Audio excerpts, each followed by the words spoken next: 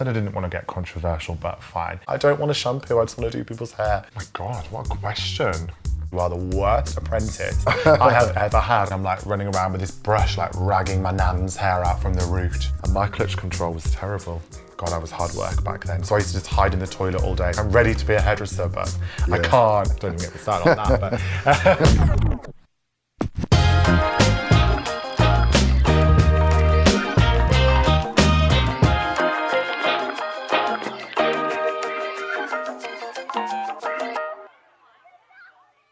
Well, thank you, James, for agreeing to this interview today. My pleasure. I know you're I'm interested to see what you've got for me. I know you're a very busy boy. I mean, you are flying at the moment. You are on fire, baby. Do you feel like all your dreams are coming true at the moment? I'm never satisfied. But I'm getting there. Yeah. And is it anything like you thought it would be? It's more tiring. Yeah. It's more tiring and it's more stressful, but I love it. And when you was 15... Yeah, God. You was sitting in your hairdresser's chair, so you wasn't a hairdresser. No. You was sitting in your hairdresser's chair and you told him about your career plans. Yes. I said to her I want to be a hairdresser, yeah. So what were those career plans? I just knew I wanted to be a hairdresser, you know? I didn't know anything else. I didn't know anything about the industry. All I knew was I just wanted to be a hairdresser. It's all I've ever kind of wanted to do. But coming from the background I did with my parents and my brother and everything, they're very like academic and not very creative. So it was very difficult to persuade them to let me go into hairdressing, you know? I think in the town that I'm from, it was very much like, if you're a hairdresser, it's because you were like stupid or had no qualifications. And obviously my brother went to Oxford University and got the highest in the year ever for maths. And I was like, Mum, I want to be a hairdresser. So yeah, but they were very supportive after. So what was it? Was it an incident, a moment, a person that inspired you to want to be a hairdresser? I just always wanted to do it. There's videos of me being like 3 and I'm like running around with this brush, like ragging my nan's hair out from the root. Like just brushing it. Like I just don't know. Like I'm really shit at everything in life apart from hairdressing. It's the only thing I can do.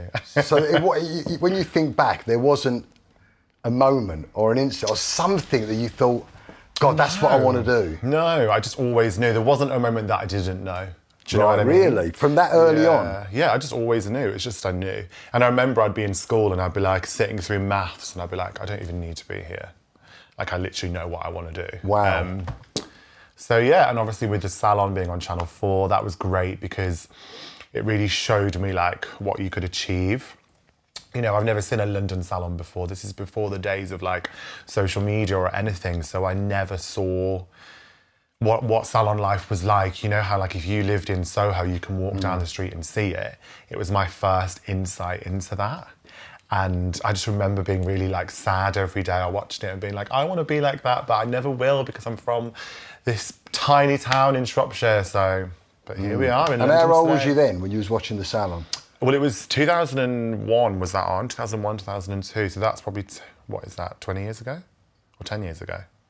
20 years ago. Clearly my maths is shit. But no, yeah, I remember I was in secondary school, so I was old enough to like, you know, I was like 15. I wasn't like 7, do you know what I mean? I was old enough that I was coming towards that decision. And then obviously there was season 2 and I remember like watching it every day, yeah. Who did you like most?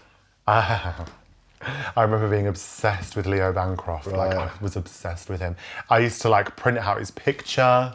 I used to take his haircut to my barber and be like, cut my hair like this. I wanted brown hair because he had brown hair. It's crazy. And have you seen him since? I've never met him, you know. You've never met him? Never met him. Wow. Ever. And does he know that he was... I don't even think he knows who I am. I'm sure he does, I know James. him. Everyone knows who you are these days, mate. But yeah, I've never met him. And literally I used to be like obsessed with him, yeah. He's kind of got off the radar a bit, hasn't he? Yeah, well, I actually Googled him the other day to see if his salon was still open because obviously, you know, he's not in the industry as much as he was, and it is, so that was a long answer. So what were your next steps? I mean, how did your career start? So I was an apprentice at a little salon where I got my haircut that day for about a year. And then after I left school, because I was doing it through school and a bit of apprentice, after that I left and then I went to Tony and Guy and then trained through there for 2 years. And then it was from there that I kind of started actually doing clients. But yeah, it was like 3 years of training. At Tony and Guy? That's where you did your apprenticeship? The first year was at the small salon Right, in Bridge North, where I'm from. And then I went to Tony and Guy. And I remember it was in Telford, this place. It was about 45 minutes, probably about half an hour drive, but I didn't drive because I was 16.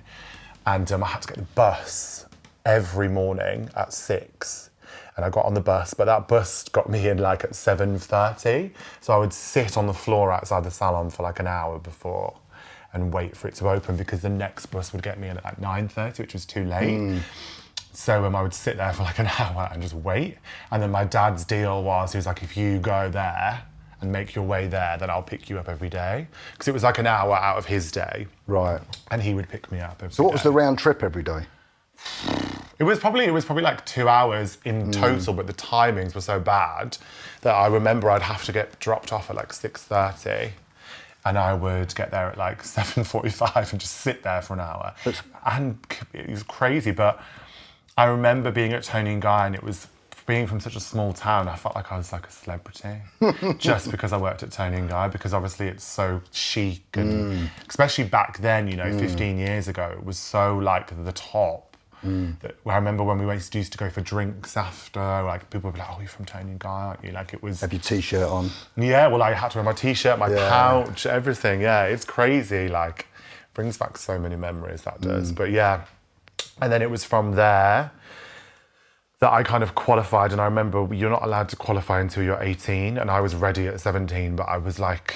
God, I was hard work back then because I was like, I'm ready to be a hairdresser, but I can't. So I used to just hide in the toilet all day so I didn't have to shampoo. And then lots of wheeze. And I remember my boss was like, if you weren't going to be so good, you would be out of that door because you are the worst apprentice I have ever had. And I was like, I don't want to shampoo. I just want to do people's hair. Yeah. And then I went to like the two owners parted ways, and then one went to Birmingham. So then I went to Birmingham with her as an apprentice, and that's where I qualified, because obviously I thought going to Birmingham would really, you know, push me further. And that's when I had like I used to drive to Telford, which was like half an hour, and then get a 45-minute train. So that was a long commute. That was like 4 hours a day. Wow. Yeah, but it was never stressful, actually. I enjoyed it. Yeah. I mean, now I wouldn't do that, but You're obviously quite driven then, back then. Quite yeah, determined. I remember like when we do training and we always had to like know the terminology and everything, like I would know everything, I would research everything, and I really wanted to do it, and all the other apprentices hated me because like I would get further than them quicker because they wouldn't learn their terminology, because, you know, they were a bit passionate, but they weren't like obsessed. Like I am obsessed with hairdressing, you know, and I remember this one apprentice, she hated me because she started before me, but I got really further than her really quick because, you know, I would pass all my cuts off really quick because I would practice. And on like a Monday, I'd go around Telford Shopping Centre, which is not a nice shopping centre, and go and get models and take them in for like extra training. So naturally I progressed really quick, but they all hated me because, you know, I was the new boy that would be like, you know, I'd do anything to get qualified, yeah.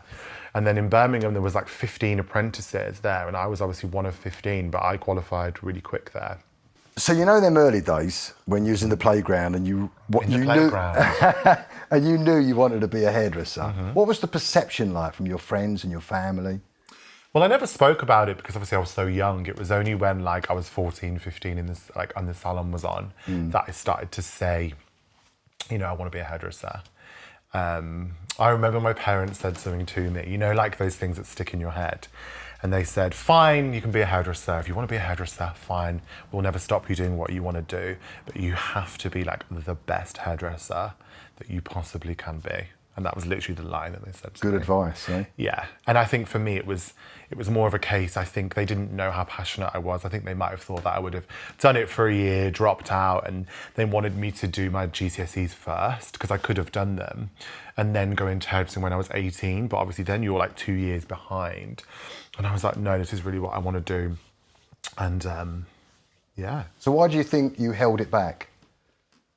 Well, you just don't really talk about what you want to do. Like, obviously, when you're a 7-year-old, you want to be like a fucking dentist, fireman, a superhero, you know, everything. Yeah. So I never really spoke about it. It was only when, like, you actually, you know, start to think about, oh, I'm leaving school in like 2-3 years, that I would vocally say. But I always knew. And I would always do hair anyway, like my friends and stuff. So it was quite I don't think it was a surprise to them. And in them early days, when you was learning, was there an inspirational person that really drove you on? Do you know what? I had great training. I think I'm so lucky I trained where I trained, you know, with Tony and Guy. I think I still cut hair like that now, you know. And I remember in Manchester, when I did my vardering program, I had a guy called John, who's like my good friend now, actually, who taught me. And he was amazing. So everyone that I've kind of worked with along the way has been really good. And I think when I went to Birmingham from Telford, that was when I really worked with amazing people, because, you know, in a city, the standard is just, well, back then, I don't know about that now, but back then was higher in the city. So yeah, everyone that I've worked with has been amazing, really. Kind of drove you on and inspired you. Yeah. And did you have any drama in the beginning days that, you know, drama, me? that questioned whether hairdressing was really for you? No, never. I've never said that. No. So you always knew? Yeah. Even when never. The only time I've said it was difficult was, there was a moment when I was like full-time in the salon and I wanted to be out of the salon, and the company I worked for wouldn't let me be out of the salon because I actually wasn't ready, but I thought I was ready to be. So when was your first big break? When did you first get noticed, your talent get noticed? I don't really know. I don't know. I feel like a big point in my career was Amika kind of signing me as an ambassador. That was my first like ambassador role. And I think that really elevated me, because I got to go to New York and I got to do shows and campaign shoots. And that was a really good kind of like, my work is starting to get me somewhere, I would say. Yeah, it's just been like, do you know when people always say like, when's your big break happen? Like, I don't actually think I've ever had one. I think it's been like, I think I started doing competition stuff like 2011 actually, so 10 years ago. And it's kind of been like, I would enter and get to the first stage and then not get through because what I did was shit. And then the year after it'd be like, okay, so I'll get to the next stage. And after that it'd be like quite good, so I'd come like third. And then after that I'd win. Do you know what I mean? Yeah. So it's like, over like 4 years, I would like gradually get better. And I think that's why I've done like all right, is because I've not just like one day woke up and people know who I am, or I've not just assisted someone really good and then it's happened. It's been like a 10-year like keep going and like don't win and, you know, all of that. Like it took me 7 attempts to win a British Hairdressing Award, you know? So I think it's just been that slog of constant work that has just like climbed me up to certain levels, you know? Slowly but surely. Yeah. Because you worked for Francesco Group, didn't you? Uh-huh. And you was in your early 20s when you worked for them. I was 19, yeah. I left Tony and Guy when I was like 19. And I worked there for 3-4 years, and then I went to Francesco Group. And they're a big group, right? I mean, they've got, how many salons did they have when you worked for them? Like 40. 40, right? So it's a big organisation, yeah? You're a young fella, yeah, and you're pestering your boss because you want to be creative director, right? Yeah. Yeah, and he said to you, you need to get noticed first. No, do you know what? I can't remember this point in, like, I can, but I can't. I remember I wanted to be in like the creative team, and it was in 2014. So 2014 was the first year I got through to British Hairdressing Awards. I won like a Trend Vision Award that year. And I did L'Oreal Colour Trophy. I just did everything I could that year. And basically, like, because I was struggling to get onto the team, I just was like, look, I've done it all now, so you need to put me on the team. And then it was in 2015 that I got onto it. I remember them saying something like, oh, he doesn't really like have like a presence in the industry. So I was like, fine. I just did everything. And got yourself noticed. Yeah. And luckily, like, I was like the highest earner in the salon, so my boss at the time like paid a contribution towards my photo shoot for British Hairdressing Awards because obviously he knew that he needed to keep me there. So luckily, he was quite supportive actually. Well, that always helps if you're a big earner in the salon, right? Yeah, I had power, like I was the number one earner, and obviously I would work I remember I was working a lot of hours, and I would go in on a Monday and I would do like a couple of models that I had, like I'd do their hair, so I was there quite a lot. So yeah, that was kind of like the start of like competition stuff and the start of like photo shoots, and it was in 2015 that I got onto the team. Because you entered the awards 7 times, the British Hairdressing Awards, right? 2012, 13, 14, 15, 16, 17, 18, 19. It was my 8th. And you got nominated twice. Is that correct? Or... No, I got nominated, I always remember this, every even year. Every even year. So 2014, 16, 18. 3 times. And then 2019 is my one, so it's my 4th. Is when you won. Yeah. Midlands Hairdresser of the Year. Yeah. So why do you think that collection won and the others didn't? Because it was the best one. But what was different in that collection to the ones you've done before? This is another saying. I have a few of them. Yeah. So Michelle Thompson, who is like my best friend, like my sister, like my just like person who's helped me so much in my career, like, and you know when it says like, does anyone stand out to you? Like, this is obviously more recent years, not like back in training days, but she would be the one that like when I would do a shoot, I would show her and be like, what do you think? And she'd be like, that's shit, this is good, that's shit, this isn't right, you know? And she said the one year it was Trend Vision, and I'd entered for 4 years and I'd won bronze, I'd won silver. No, I'd won something and then I didn't win the year after. And I was like, oh, I give up, I can't. And she was like, do you know why you never win? She was like, because you don't just do you. She was like, just do what you do and you'll be fine. Whereas for so many years, I would see what won, and if they did like a bob, I'd be like, I need to do a bob because that's one. Or I need to do a short haircut. And I was all about like longer hair and dressing it, but back in 2015, it wasn't really cool. It was more of like shorter cuts back then, you know?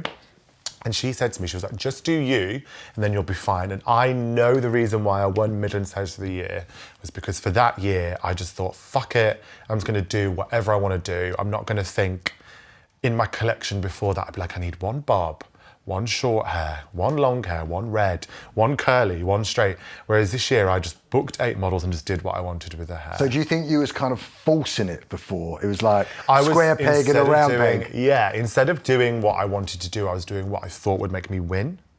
So 7 times you entered the British Hairdressing Awards before you won. Mm-hmm. How did it feel and what did it mean to you when you eventually won? It was crazy, Like I don't really remember. Luckily, the Midlands category is the first category to be announced, so you don't have to sit through everyone else's.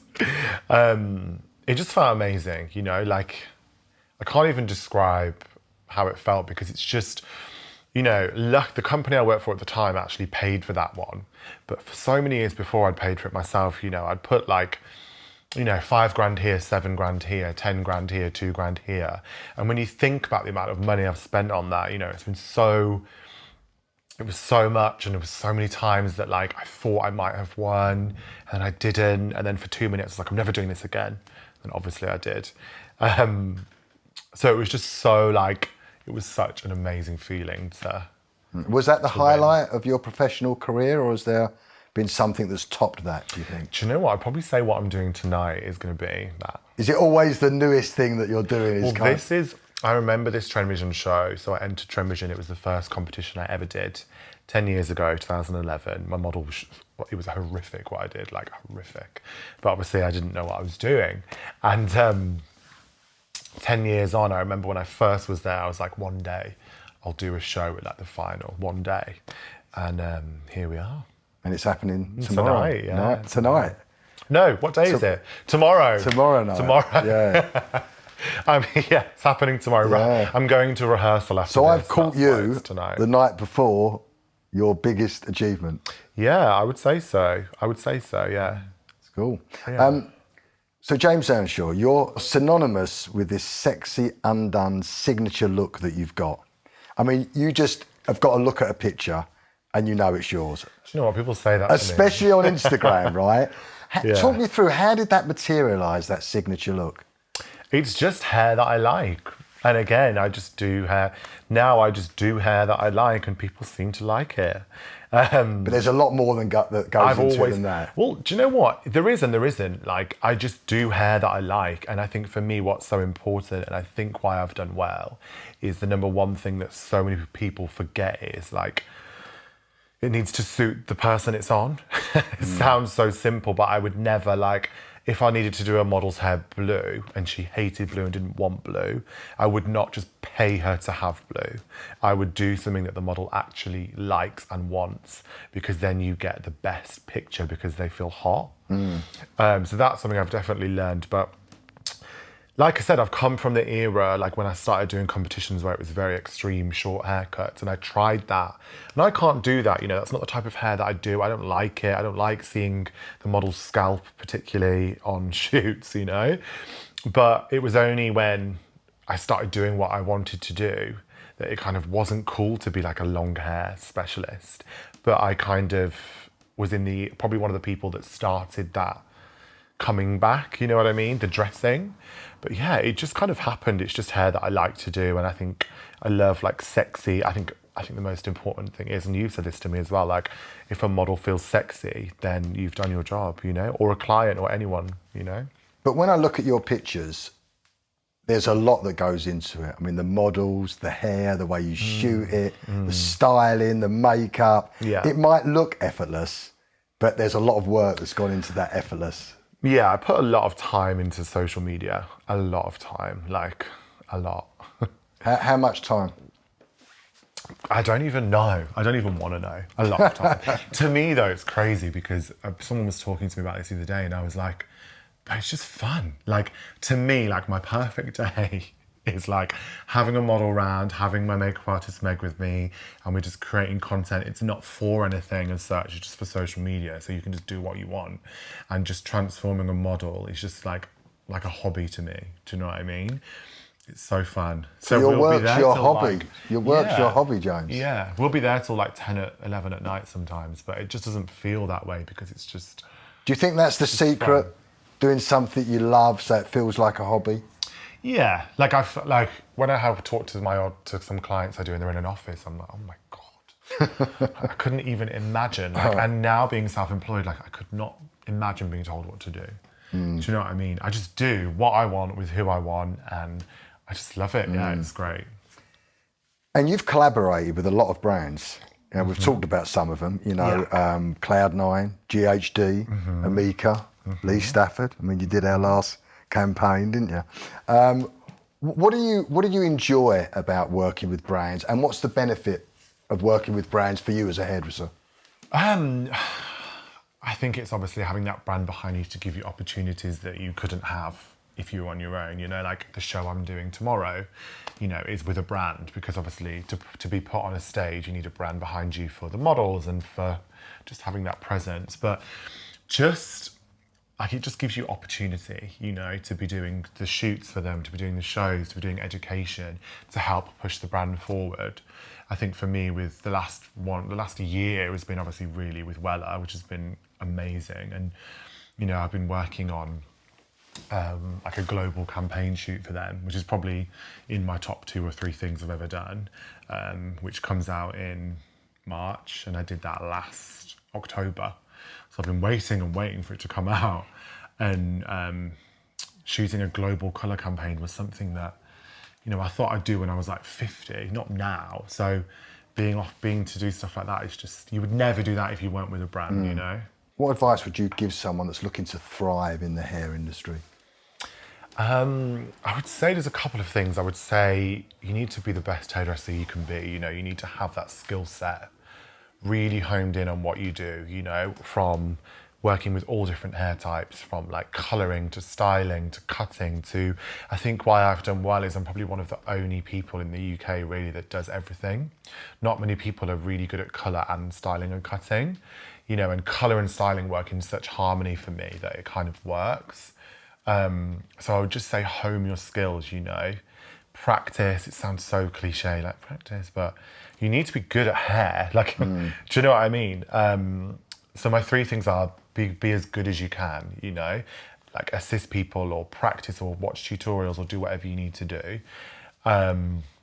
I forgot my second one, so that's not great. Number 3, I'll come back to that. No, number 2, social media. Like, there is no excuse now. There is no excuse. I'm going to look down the camera for this. There's no excuse to not have a social media presence. Like, I've got my opinion on Instagram, and some people say it's good or bad or anything like that, but it's here to stay. And it is I would not be anywhere near where I am right now in my career without social media presence, like at all. So, you know, use social media to your advantage. You don't have to sit on it all day and watch memes of people dancing in the kitchen if you don't want to. But, you know, for a hairdresser, like, it's how your clients are going to see you. It's how brands are going to see you. It's how other hairdressers are going to see you. So, it's free. Like, so grow a social media presence. And then number 3, be a nice person.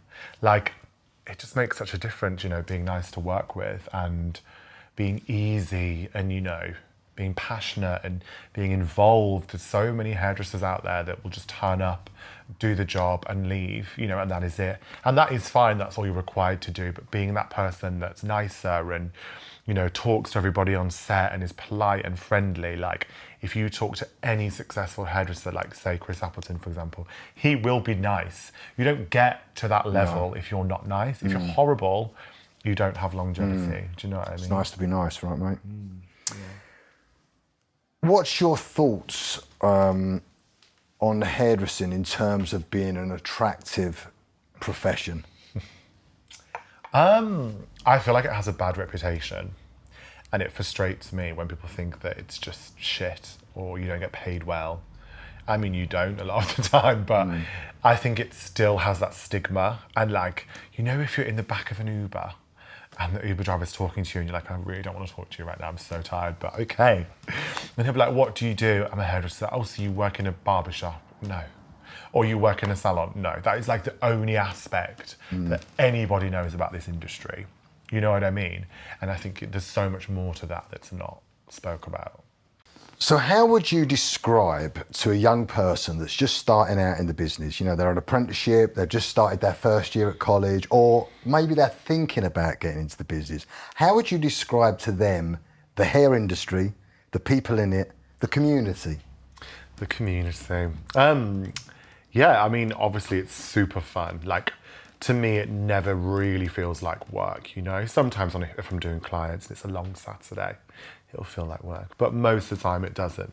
I would say, you know, it's probably one of the only jobs that will never be an internet replacement job. No one will be able to replace us. Can't get a haircut on Amazon, with machines. Well, you can get it at Amazon Salon. But, you know, there'll never be machines, hopefully. You know, you can go all over the world and it's not a spoken language, it's a visual thing. You know, there's so many opportunities you can get from hairdressing. And I am the prime example of someone who has no hairdressing connections. I've come from a tiny town and built my way up to where I am now. So it can, if you want to achieve something, it can happen because I've done it. Do you know what I mean? Like one of my other good friends, Jordana Cabela, her mom is a former British Hairdresser of the Year, and she does not have it any easier than I do because she's got huge boots to fill. But she had someone she could go to and give advice. I've just done it all myself. So, you know, if you're thinking about it but you're a bit worried or you don't know what you can achieve anything you want, you know? But hairdressing is amazing, and I think the opportunities you can get, the money you can make, and the what you can do, you know, celebrities, business owner, educator, you know, session styling, brand ambassador, you can do anything you want, you know, and you're an example of that, just as I am, you know. Do you think it's a supportive community? Yeah. People always think, oh, hairdressing's so bitchy, but I don't really think it is. I mean, you know, we all have the odd little chat now and then, but no, I get on with most people, you know, everyone's really fun. And I think, like I said to you, people wouldn't be on a high level if they weren't nice. So everyone that's on a high level I work with is really friendly and really fun. Yeah, I always to me, every shoot I do, I'm just like, let's just have fun, you know? It's there's no need to take this so seriously, like as in like, you know, we're not curing a disease here. It's a fun, expressive job. You know what I mean? So it's great, yeah. But it's harder than you think. Yeah, well, I think to be remember- the best at anything is not easy, is it? I remember the first winter. You know that like your hands are peeling off from shampooing all day. Just Correct. things like that. You don't realise that even happens, you know? You have to push through, don't you? Yeah. Which you obviously have done. Yeah. Do you think that new blood is aware of the opportunities in our business? No, not at all. I don't think old people are either. I don't think anybody is. No, I don't think so at all. And do you think that young people leaving college hit the ground industry ready? Or in your experience, do you think they have to retrain once they get into the industry? Oh, 100%, 100%. College makes you like, it's exactly like when you drive, you know, when you've passed your test and you think you're like a Formula One driver and I couldn't even change gear properly. And my clutch control was terrible, but I still passed. It's exactly like that. I remember when I finished college, I was like, I've got my MVQ now, I'm really good. And I was not, you know. I think it's completely like not enough, and it completely isn't relevant in my opinion. And why do you think it's not enough and it's not relevant? Well, I mean, what do you have to do? 4 haircuts? 4 different haircuts? Like, there's no the colour. I don't even want to think what the colour training's like. But What was your experience like at college?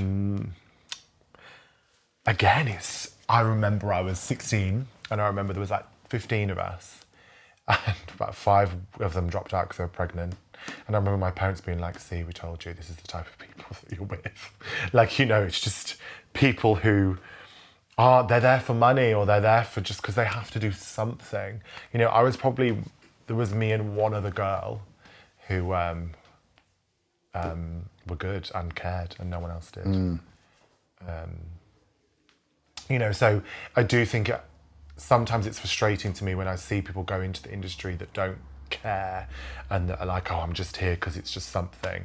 Because obviously I've given my life to this and I'm doing everything I can to not have that stigma attached to me. But then that person being like that is the exact reason why people aren't coming into the industry, because of that stigma. When I used to do demonstrations at Francesco Group, me and Michelle would do them and we would talk. We would ask them, we'd be like, why are you all hairdressers, you know? They'd be like, the 4 at the front that would be like me and be like, oh, I love it. Or I watched one, I always remember one of them was like, I watched America's Next Top Model makeovers and wanted to do them. You know, fun, things like that. And then there'd be some that were like, I don't know, just because I get benefits, or I don't know, just don't care. And I find it so insulting, do you know what I mean? And I remember I used to be like, you can leave if you want. You don't have to, they'd be on their phone. And I'd be like, I'm not going to tell you to not be on your phone. I don't care about your career. If you don't care, I don't care. Do you know what I mean? And they're the problem to me, you know, people that don't care. But you have that in every job. You know, there's people who work in Tesco and do the best job ever. And there's also people who don't care, you know? Yeah. Do you think that new talent is recognised at an early stage in the business, in the hair industry? Do you know what? No, but I also don't think it should be, because I think you need to build yourself up. I think you need to earn it. I think you need to keep trying. I think if I was doing what I'm doing now 6 years ago, I don't think I'd feel the way I feel so appreciative about it now, because it's just came. Do you know what I mean? I think it needs to, when you win British Hairdressing Awards, there's like a meal you all have and you all give your feedback, and I can't remember who it was, but they said, oh, it's so hard and expensive for young people to enter this competition. And they're like, we should do it so there's only 2 pictures, or you know what I mean, like it's cheaper. And I'm like, no, it needs to be that premium level. You know, it's taken me 7 years to win, so why should it be made easier and why should it be made cheaper? You know, there's other competitions that are just one model or you can do cheaper, you know, but to me they're like the practice for that. I think there's for certain things we need that like prestigious level. Yeah. So talking about the youth and being recognised, and you know, Yeah. you're saying they need to earn it basically. You know, you shouldn't be recognised. But do you think that the youth, the new blood, gets supported along the way? No, I think they should be recognised, you know, but I think they also need to realise I agree with you, yeah. how hard it is to work up. Yeah. You know when they put us into categories of like millennials and. I was reading them all out the other day, like, you know, as you get older and older, my dad's like I can't even think of what it's called, but the new people, what are they called? It's Gen Z, yeah. Gen Z people, they were saying millennials are the best people because we have the work ethic of the older people, but we also have the technology experience of the Gen Z people. So we're like the best one because we have like the best of both. And I feel like a lot of Gen Z people, because they might have a TikTok following in school at 14, feel like they can skip like the hustle of like working up to where they are. Do you think they get supported in the industry when they're young? I mean, there's lots of stuff you can. I mean, I'm always like, I've always had the mentality of like, I'm just going to get where I need to get, however I need to. I've not looked for support from people. If you want to do something, to me, the opportunity is there. There's mentoring programs like, Fame Team or anything like that you can do and you can apply for. So to me, I feel like there is, but you have to go and seek them. No one's going to do that for you, And are you optimistic about the future of British hairdressing? I think there's a huge change right now. And I think where we are today is a perfect example of that. I think lockdowns and stuff has really, really made a lot of hairdressers realise that being employed, I'm not going to go too far into, my opinion on being employed or self-employed because it's very controversial. But very controversial subject at the moment. But for me, I've never felt so happy and I would never, ever be employed again. And I feel like the future is definitely going to be more and more self-employed. For example, when I've just recently got a mortgage, and you used to have 3 years of tax return to get a mortgage as a self-employed person. And the guy, my mortgage advisor, was like, now you only need one, because he was like, every industry, like Uber, every taxi driver, everyone's self-employed. Every company is self-employed. So he was like, we would be fucked if we had to do it 3 years now. So actually, the stability of employment is kind of gone. Like, it's more stable to be self-employed because you're in control of yourself, So yeah, I think British hairdressing is amazing and I don't worry about the future, but I worry about salons, as in like that old like commission-based, get paid minimum wage and work. You know how it used to be, well, just get paid minimum wage because you make commission anyway, but you can't get a mortgage on being paid minimum wage because they won't take the fact that you might make loads of commission at Christmas but not in January. They just take the fact you've got being paid minimum wage, So I think we're going to see a huge rise of freelancers, and self-employed. And it's one thing I would say, if you do go self-employed, get yourself an accountant and save for your tax bill. Yeah, so that leads me on quite nicely, and you might have actually answered this, but where do you think the industry is headed? To me, I think it's going to go towards this more like content creation side of things are going to grow a lot more. Like how a lot of makeup artists will be like doing like paid collaborations to create content for the makeup brand. That is only really started in the UK in hairdressing like a year ago. It's been happening for about 4 years, but in a very slow rate. Whereas now, brands will pay you, and I know a lot of hairdressers that are starting to get approached by brands to create content on social media. So I think that side of things is going to just skyrocket, And I think in order for those hairdressers to do that, they're going to probably need to be self-employed because, when you're employed under someone else, you have to work with their brand and etc. So to me, I think it's going to go like self-employed. So tell me this, James. So if it is going to go that way, and I agree with you, I mean, it's not going to go backwards, is it? No. Where do you think people are going to learn? Because conventionally, they would either go to college or they'd do an apprenticeship in a salon. Yeah. Well, I still think it's going to be like that because, as you still have to legally do your MVQ, So I still think that MVQ in the college thing will be there. But I was talking about this the other day and I said I didn't want to get controversial, but fine. So when I was employed, if I wanted to go on a course for like £500 or whatever, however much the course was, I would have to sign to say that I would stay for a year from that course anyway. So it's like, I'm fucking paying for it myself, really. And the clients that I do, you're not paying for it. That's what annoys me. Like when it's like an employer will say like, we give you courses. I'm like, well, not really, because you're making me sign to say that I can't leave for a year. Otherwise I have to pay you back.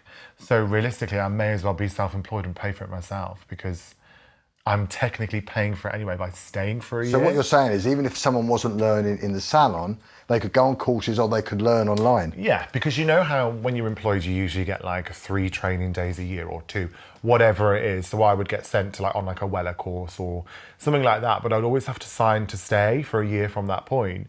And that does annoy me a bit. I mean, I completely understand you don't want to pay someone to go on a load of courses, make them really good, and then they leave.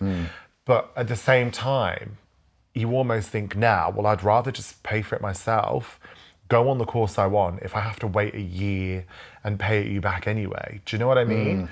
So I think for me, courses are so much more easy, accessible now and online. You know, I watch tutorials all the time still. I still watch, you know, like if Weller release a new tutorial that I know completely the technique because I've designed it, I'll still watch it because I find it really interesting. So for me, I think education is so readily available. You know, there's some great hairdressers that do like subscription programs, or you can go and do a masterclass, or you can go to like Tony and Guy and do their course, even if you're not employed. You know, there's so many ways of doing it that for me, being self-employed means that you can choose the courses you want to go on and you can go. And yes, you have to pay for it yourself, but at least you're going where you want, working with who you want, you know? So, yeah. And if you was the president of British Hairdressing, if you was the big boss and you was in charge of everything, what would you do differently to safeguard the future of British hairdressing? Oh my God, what a question. I think for me, I would change the training. I think training definitely, and I think I would teach as in like, I would say everyone has to learn everything. So like, as in like all different hair types, you know? And I know there's that thing about it starting right now, but right now the teachers probably don't know how to do it. So I don't know how that one's gonna work out, but it's a step in the right direction. I think for me, just training and also giving people like lessons in things that they didn't think they needed to know, like, you know, how to do a tax return, how to order stock properly, like how to, you know, just things that like I didn't realize I needed to know until Cash flow. Yeah, that's don't even get me started on that. But my dad's especially when Balenciaga trainers come into the mix, right, James? Yeah, I just think I don't really know what to say. I actually think hairdressing is great in the UK. I just think it's like the training, and I think the knowledge that you need and stuff that you didn't think you need. That, you know, there's no one there really to like to help you. Do you know what I mean? So if you was the training, I mean, let's face it all starts with training, doesn't it? You're the president, you're the big boss. What would you do differently in the training? I would just sack off the NVQ, completely rewrite it. Like, I mean, I haven't looked at an NVQ book in a long time, but I'm sure it still has the same imagery in it. Like, I mean, come on, is that going to inspire you to be a hairdresser? Like a roller set from the 90s? I mean, that's quite cool now, but you know what I mean? Like, just the whole aesthetic of hairdressing, like, you know, with that, the books that you get, they're not particularly like, you don't open them and go, wow, I can't wait to learn this technique. They're like, they look the same as what you had in science. Do you know what I mean? So I think a great start would be, let's put some great imagery in there. Let's do some great tutorials that are on models and not mannequins, that look more aesthetically pleasing, you know, that will excite you to learn more than this like book that was the same book that you've learned maths and science from, you know?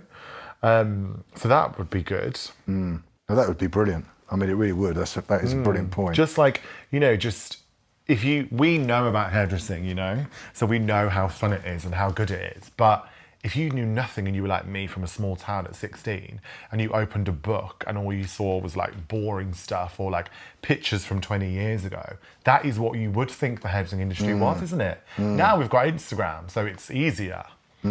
But before that, I think that was part of it as well. You know, you just think, oh, you know, and in colleges, it's 90% grannies, isn't it?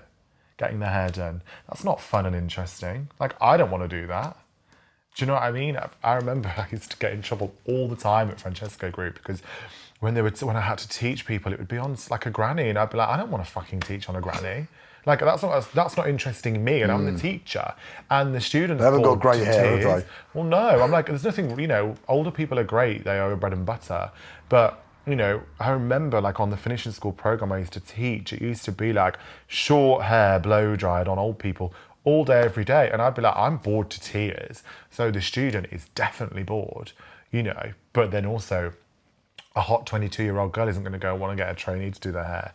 So I understand the issue. But for me, it's like also the models that people are working on, if they're not inspirational, you're then not going to be interested. Well, let's to be face it, a lot of young people at college have got lots of young friends, right?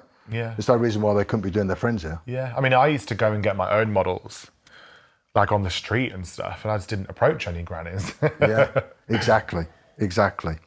But yeah, I think that's definitely, you know, any hairdresser that's watching this will know that if you look at your column on a Saturday and if it's full of Karens, you're like, oh God, I'm going to have a bad day. But then you look the week after and you've got like all your faves in and you have a great day, you know? So I think who you're working on when you're training is vital to how interested you're going to be, you know?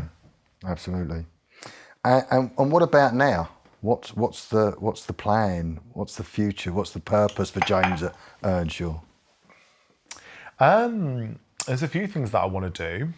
I think for me, like, my number one goal at the moment is to be nominated for British Hairdresser of the Year. So just a small goal there, you know. Currently, the youngest ever nominated person is Umberto, and he was 32, and I'm 30. So if I could get nominated next year, then I'll be the youngest ever in history to be nominated. So if anyone's watching this who nominates, can you just fucking nominate me, please? Because I just want to win. I'll nominate you. James. Yeah. So, I mean, I think I'm a bit of a long way off, you know. Most of the nominees are like 40 plus, you know, because you have to, you know, really be able to hold that title, you know. To me, I don't personally think someone needs to be over 50 or 40 to be British Hairdresser of the Year. I think it's about what you are doing right now and in the past year. But for me, that is like everything I'm doing, you know, from GHD, from Weller, from social media to Amica to America to everything is to obviously be like, I want to be known as like the best and most known hairdresser in the world, I would say. Wow, that's a pretty good goal, just James. just a little bit of That's ambition. a pretty good goal. I mean, you were driven at 15, and obviously that drive has taken you all the way to you are now, and you're still driving at 300 mile an hour, aren't you? Yeah, it's crazy. Like, I always say, like, I'm just like, oh, I just really don't feel like I'm doing very well. And my friends are like, are you joking? Like, I'm just never satisfied, you know, never satisfied. And I think that's quite a good thing. But I think you have to be like that, don't you? To keep climbing. Yeah, I think one thing I've learned is to sit and look back at a year ago and realise how far you've come, you know. Like, I think it's definitely great to appreciate it. But yeah, I'm very like obsessed with like my career because it's like my life, you know, and it's my hobby and it's everything. So yeah, I would say like just want to be known as the best hairdresser in the world. You know? Just a small goal, and I would love to have like my role at, say, Weller. My role is obviously UK, but I would love to be like the global creative director of Weller one day. But that will happen, I have no doubt, because there's no other option. So, well, I think that's a great way to end it, James. Yeah. I know James Earnshaw is going to achieve that. And well, the thing is, it's only me that can make that decision. As in, like, if I give them no excuse, they have to do it. Do you know what I mean? So I just think, for me, I'm just going to keep working as hard as I can to achieve what I want, you know. It's going to happen, mate. Thanks for the interview, James. My pleasure, Piers Morgan. It's a wrap.